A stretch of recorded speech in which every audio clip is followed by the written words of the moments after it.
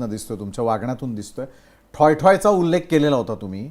ठॉयठॉय करण्या इथपर्यंत जर त्या ठिकाणची परिस्थिती जात असेल तर आता गृहमंत्री मुख्यमंत्र्यांनी लक्ष घालून त्या ठिकाणी काय करणं तुम्हाला अपेक्षित आहे, जे केल्यानंतर ठॉयठॉय बंद करा असं जे तुम्ही सांगताय, कुणापर्यंत आवाज पोहोचवायचा? कलेक्टरला जाऊन भेटलो, एसपी नाही जाऊन भेटलो, नवीन एसपी आले तर ते काम त्यांनी सुरू केलंय.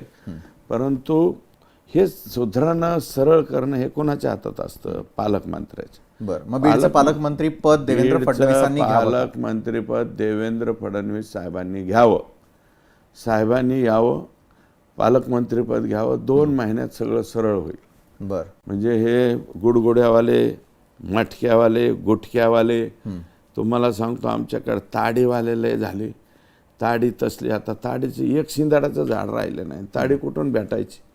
ताडी राहिले नाही, काहीच नाही. त्याच्यामुळं अवैध दारू, डुप्लिकेट दारू आणि हे दारूच्या दारूबंदीवाले ते स्वतःचेच महसूल गोळा करतात, बाकीचं काहीच नाही. आणि हे डीजेचे आवाज कर्कश, काही काही लोकांचे हार्ट फेल होऊन माणसं मारायची पाळी आली तरी ते डीजे वाजतायतच, कुणीकडे वाजतायत. हे सगळं अंधाधुंद जे झालेलं आहे ना, हे अंधाधुंद सरळ करायचं असेल तर असा बोजा असलेला पालकमंत्र्याची आवश्यकता आहे. ते योग्य नाव कोणतं? ते योग्य नाव देवेंद्र फडणवीस आणि 2 नंबर अजितदादा पवार. बरं, वाल्मिक कराड यांची जी सुनावणी आहे ती आजच होणार असल्याची या घडीची सर्वात मोठी बातमी आहे आणि लवकरात लवकर ही सुनावणी होईल 7:30 वाजेपर्यंत असं देखील कळताना कळतंय. वाटतं तुम्हाला एका दिवसात सगळं निकाली लागेल?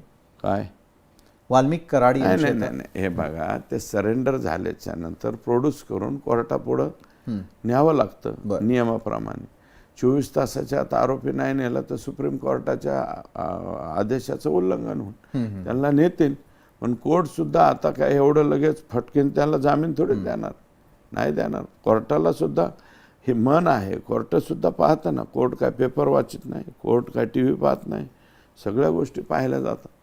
बरं, या प्रकरणाची सुनावणी किती दिवसात व्हावी असं तुम्हाला वाटतं? नाही, सुनावणी ह्या माझ्या हातातली गोष्ट नाही. हत्या प्रकरणासंदर्भात, हत्या प्रकरणाच्या बाबतीत आता चार्जशीट जे आहे नियमाप्रमाणे 90 दिवसामध्ये चार्जशीट त्याचं दाखल करावं लागतं. कदाचित ही क्रिटिकल केस आहे, 1-2 महिने इकडे तिकडे बी होऊ शकतं. बरं, ते काय आपल्या हातातलीच गोष्ट नाही. अजून आरोपी अरेस्ट करणं आहे, त्यांना जेलमध्ये घालणं आहे, त्यांच्याकडून PCR मिळवून कोणते कोणते हत्यारं वापरली ती जप्त करणं आहे. आता 15-15 दिवसाचा PCR दिला कोर्टाने त्यांना. नक्कीच. हां, आणि मग त्याच्यात आता पुढील इन्व्हेस्टिगेशनमध्ये त्यांनी जर यांचा आदेश आला असं म्हणलं तर मग हे पण आरोपी त्याच्यामध्ये जाते. बरोबर आहे. बघूयात हे प्रकरण नेमकं कुठल्या वळणावरती येतं. त्यानंतर सत्य महाराष्ट्र